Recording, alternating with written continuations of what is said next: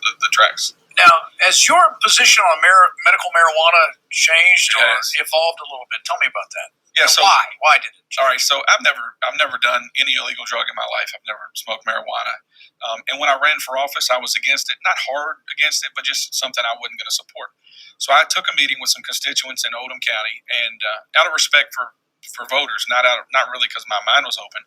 And the folks I met, they talked to me about their lives, and they talked to me about their children's lives. Yeah. And so I thought maybe there's something to this. And so I started looking at it a little bit more and calling a bunch of doctors, reading studies, and I've decided that I'm supportive now of medical marijuana. And again, working with a bipartisan group in the House of Representatives, we'll introduce a bill.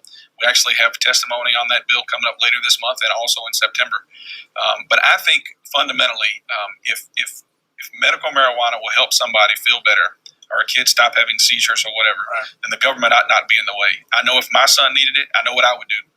And so we should legalize it for that reason, not for recreational purposes, strongly against that. But for medical purposes, I don't see much of an argument against it.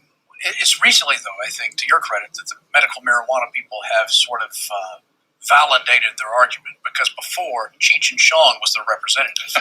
So it seemed as if, well, we think we really know what this is about. But recently, like with some of the studies and some of the things you're talking about with kids with seizures, and there's a lady here in Lexington that went to Colorado and made a world's difference in her child's life. Right. I mean, it can be a big help. And if we're going to regulate things, marijuana is the least problem we've got at the moment with some of these other heavy-hitting drugs out there. That's exactly right. And, marijuana is one way. They say it's a gateway drug. I don't know if it is or not. A lot of people say it is. A lot of people say it isn't.